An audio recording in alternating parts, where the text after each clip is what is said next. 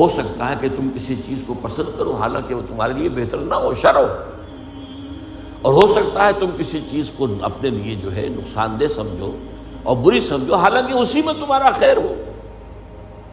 واللہ یعلم وانتم لا تعلمون، اللہ جانتا ہے تم نہیں جانتے۔ اب یہ وہ چیز ہے جس سے ایک تو یہ کہ خوف ختم، ایک توکل پیدا ہوتا، میں کر بھی کچھ نہیں سکتا، یہاں لفظ آئے گا اذن کا، جب تک کہ اللہ کا اذن نہ ہو، اور اللہ کا یہ اذن جو ہے وہ اس کے قدیم علم کی بنیاد کے اوپر ہے۔ اگرچہ ظاہر بات ہے مجھے چوائس تو دیا ہے، اور اپنے چوائس کے اعتبار سے میں یا مورد الزام ہوں گا اور یا مجھے بدلہ اور ثواب ملے گا، اما شاکرم و اما کفورا۔ شکر کی روش اختیار کروں گا تو اللہ تعالیٰ کی طرف سے اجر و ثواب ملے گا، کفر اور کفران نعمت کا رویہ اختیار کروں گا تو اللہ تعالیٰ کی طرف سے سزا ملے گی۔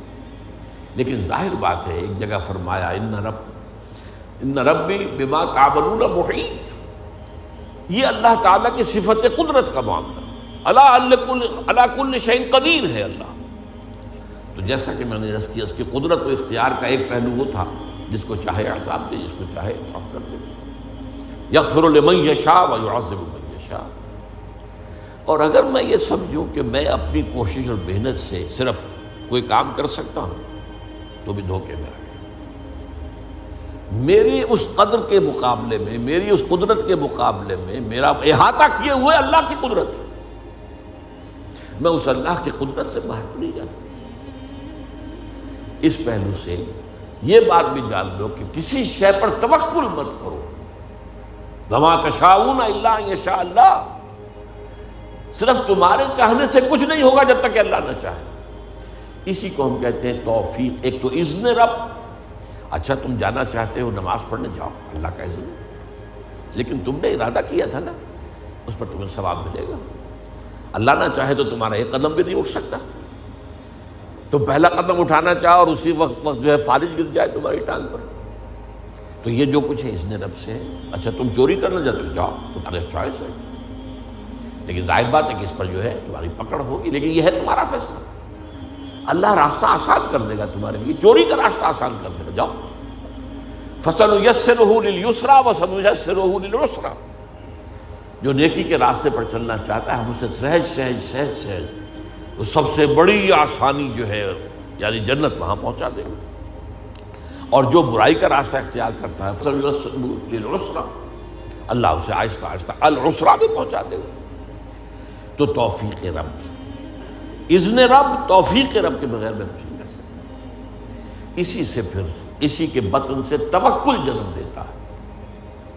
میرے پاس سارے اسباب و وسائل جمع ہیں، رات کو میرا فیصلہ ہے کہ صبح میں نے سفر کرنا ہے، اسلام آباد جانا ہے، گاڑی کی میں نے چیکنگ کروا لی ہے، سب کچھ ہو گیا ہے، اس کے تیل ویل دیکھ لیے ہیں، ٹھیک ٹھاک ہے، پیٹرول کی ٹنکی بھی فل ہے۔ لیکن اگر آپ نے سمجھا کہ میں چلا جاؤں گا تو آپ دھوکے میں، فریب میں۔ سورہ کہف میں اس کا نقشہ کھینچا گیا ہے، حضور سے فرمایا گیا وَلَا تَقُولَنَّ لِشَيْءٍ إِنِّي فَاعِلٌ ذَلِكَ غَدًا إِلَّا أَن يَشَاءَ اللَّهُ، ہرگز کبھی مت کہنا کہ یہ کام میں کل ضرور کروں گا، مگر اس استثناء کو سامنے رکھتے ہوئے اگر اللہ نے چاہا تو نہیں جا سکتے، مجھے کیا پتا۔ وہ تو کہتے ہیں نا کہ there's many a slip between the cup and the lip، پہلوانا جب پیالہ تمہارے ہاتھ میں ہے جب چاہو پی جاؤ دودھ کو، لیکن اس ہاتھ سے لے کر اس لپ تک آنے میں بہت سے مراحل ہیں، اس میں نہ معلوم کتنی مادی قوتیں جو ہیں، فورسز آف دی نیچر جو ہیں اندر موجود ہیں، ان میں سے کوئی انٹروین کر جائے تو آپ نہیں پی سکتے۔ there is many a slip between the cup and the lip۔ تو یہ در حقیقت تقدیر کا دوسرا پہلو ہے۔ اس کا یہ مطلب نہیں محنت نہ کرو، کوشش کرو، جد و جہد کرو، امکانی حد تک، اگر وہ نہیں کرتے ہو تو تم پکڑے جاؤ گے، لیکن یہ نہ سمجھو کہ تم اللہ تعالیٰ کی قدرت سے آزاد ہو جاؤ گے اور باہر نکل جاؤ گے اور جو چاہو گے کر دو گے۔ وَمَا تَشَاءُونَ إِلَّا أَن يَشَاءَ اللَّهُ إِنَّ رَبَّكَ، اللہ تعالیٰ رب ہے، إِنَّ رَبِّي بِمَا تَعْمَلُونَ مُحِيطٌ، احاطہ کیے ہوئے اللہ، بما یعملون محیط دو دفعہ قرآن میں، اور ایک مرتبہ تعملون محیط، احاطہ ہے تمہاری اس قدرت سے باہر، جیسا کہ میں نے کہا اللہ تعالیٰ کی قدرت ہے وہ چھائی ہوئی، ان اللہ علی کل شیء قدیر، وہ ہر شے کو محیط ہے، گھیرے میں لیے ہوئے۔ تو یہ ہے در حقیقت وہ ہمارے لیے عقیدہ تقدیر، اس اعتبار سے وہ علم قدیم اور اس میں جو کچھ طے ہے یہ ہمارے لیے سب سے بڑی نعمت ہے۔ اگر اس کا جو سبق ہے سمجھنے کے لیے تو میں نے کہا صرف ایک فارمولہ کافی ہے، وہ پری نالج ہے، پری ڈیسٹینیشن نہیں ہے۔